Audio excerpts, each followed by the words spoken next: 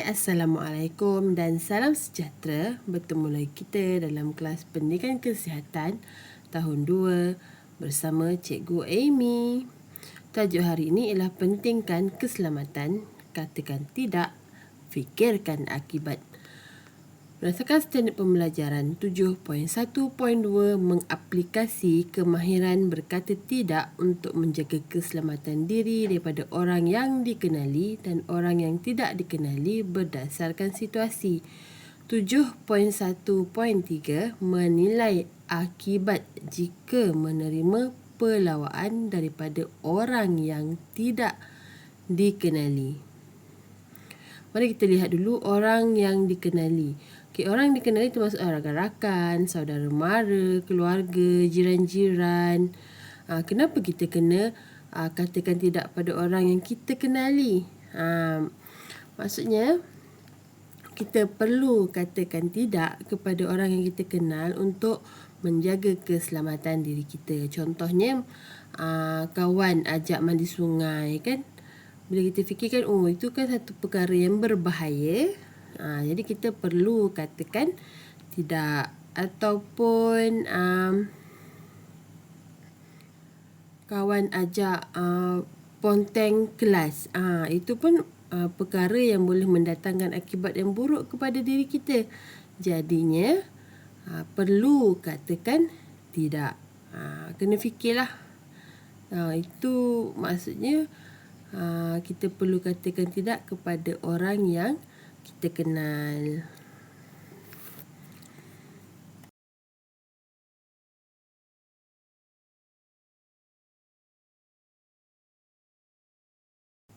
Okey, mari kita lihat beberapa contoh situasi yang melibatkan orang yang dikenali dan orang yang tidak dikenali. Okey, yang pertama sekali,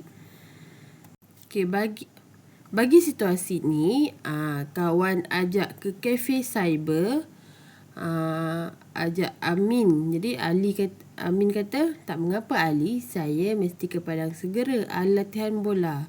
Jurulatih sedang menunggu. Dalam situasi ni, Amin memikirkan akibat yang akan berlaku jika dia tidak pergi ke latihan bola tetapi ikut Ali pergi ke tempat yang diajak tersebut.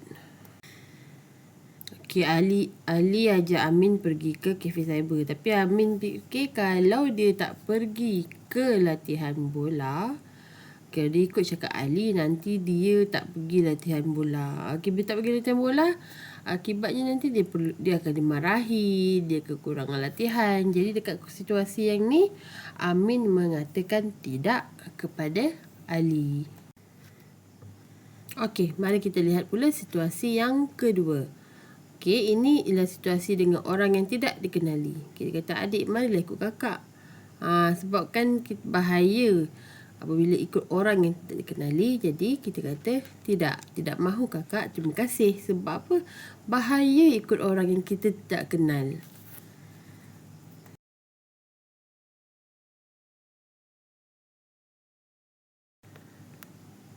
Okey, situasi yang ketiga, di rumah tiba-tiba ada orang datang. Dik, boleh abang masuk rumah? Tak apa, dia kata, Dik, boleh abang tumpang bilik air, tumpang solat. Jadi kalau kita tak kenal, sebenarnya bahaya bagi orang masuk dalam rumah kalau kita tak kenal. Jadi katakan tidak. Okay, kalau nak tumpang solat, kamu tunjukkan arah ke masjid atau surau yang berdekatan. Kena berhati-hati dan fikirkan yang buruk dulu. Sebab tu kita perlu katakan tidak. Okey, yang seterusnya, kata, marilah naik kereta abang. Abang hantar adik balik. Kita kata, elok juga ni.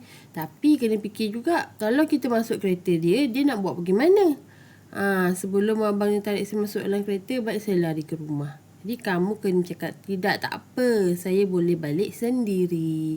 Kita kena fikirkan, kamu perlu fikirkan akibat yang buruk dulu. Maksudnya apa yang akan berlaku. Jadi kamu fikirkan tentang akibat daripada situasi tersebut. Maksudnya kalau kamu jumpa orang yang kamu tidak kenali, dia ajak ke mana-mana, kamu perlu fikirkan akibat. Kalau orang yang dikenali dia ajak ke satu tempat atau melakukan apa-apa aktiviti, kamu kena fikirkan akibat daripada aktiviti tersebut.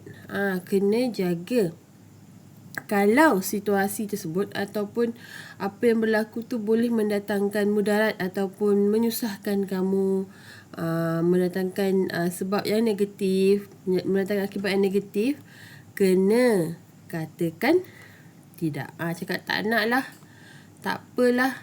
Kalau dia kata jomlah kita pergi, dia kamu kata tak apalah, kamu pergilah, saya tak mahu. Dia tak apa untuk katakan tidak, tak apa. Tapi lihatlah pada situasi. Janganlah mak suruh masak nasi ke tolong basuh pinggan kamu kata tidak.